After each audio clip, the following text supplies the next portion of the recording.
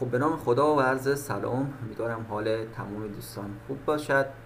این بار در تلاش هستیم بهترین و کاملترین معرفی را از دانشگاه بیرجند داشته باشیم. دانشگاه بیرجند در شهر خراسان جنوبی، یکی از شهرهای شرقی ایران موقعیت دارد که نزدیکترین فاصله را با شهرهای هرات و فرای افغانستان دارد. این دانشگاه همساله در 3 مقطع لیسانس، ماستری و دکترا دانشجویان افغانستانی پذیرش دارد. دانشگاه بیرجند فقط سالی یک بار که شروع ثبت نام معمولا اول تابستان هست برای ترم خزانی دانشجو میپذیرد که شروع درس معمولا اول میزان هست. در حال حاضر بیش از 500 دانشجوی افغانستانی در این دانشگاه حضور دارند. همچنان از کشورهای بنگلادش و نایجریا همچنان در این دانشگاه حضور دارند. از نظر امکانات آموزشی و امکانات رفاهی و خوابگاهی دانشگاه بیرجند در سطح بسیار عالی قرار دارد.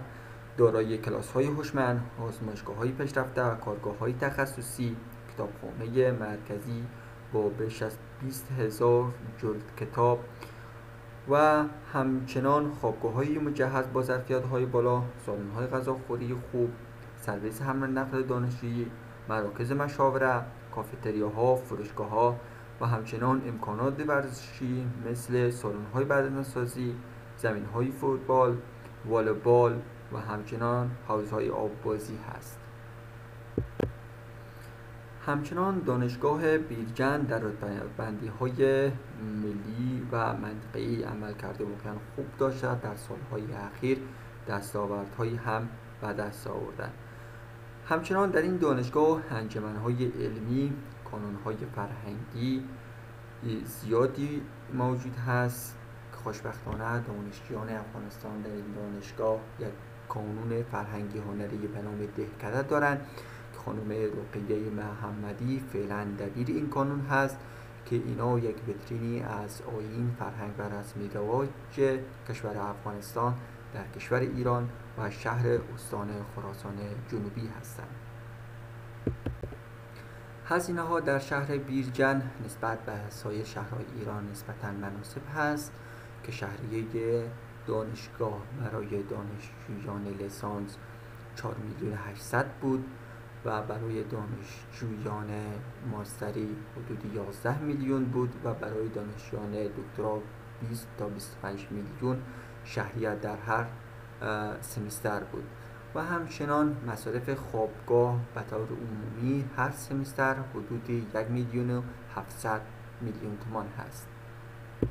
مصارف یاد شده جدا از مصارف خوراک دانشجویان هست که دانشجویان هم میتوانند سلف از دانشگاه انتخاب کنند و هم خودشان میتوانند در اتاقشان با هم اتاقیایشان آشپزی کنند. و خود شهر بیرجند همچنان نسبت به شهرهای دیگر ایران شهر ارزان هست چون هم نفوذی کمتر دارد و یکی از شهرهای مرزی ایران به حساب می آید. همچنان اگر از معایب دانشگاه بیرجند بگوییم، اولا دور بودن از مرکز ایران که شهر تهران هست. شهر تهران تا مرکز بیرجند حدود 16 ساعت راه هست و دومین مشکلی که دارد بیرجند یک شهر کوچیک هست که برای بعضی از دانشجویان یک نکته منفی به شمار می رود. علاوه بر اینا دانشگاه بیرجند برنامه فرهنگی خیلی خوبی دارد برای رشد و مهارت و توانمندی دانشجویان خیلی موثر است. برنامه فرهنگی زیادی میگیرد که دانشجویان بین الملل و ایرانی میتوانند به تمام اینا اشتراک کنند و به رشد و توانمندی خود بسازند. خب نمیخوایم ویدیو بیشتر از این شود. دانشگاه بیرجند خیلی بیشتر از این امکانات دیگر هم داره که تمامیش در یک ویدیو مطمئنا جا داده نخواهید شد. اگر شما سوال و یا کدام نظری دیگر داشتین میتونین در کامنت بنویسین. خودم و یا همکارای ما انشالله حتما پاسخگو خواهد بود. خب خیلی ممنونم تا یک قسمتی از برنامه با ما بودین و با دانشگاه بیرجند آشنا شدین.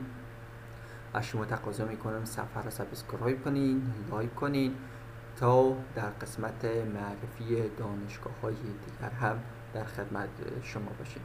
خوشحال میشیم اگر نظراتتان را در کامنت بنویسین تا برای بهتر شدن ما همچنان مؤثر باشد.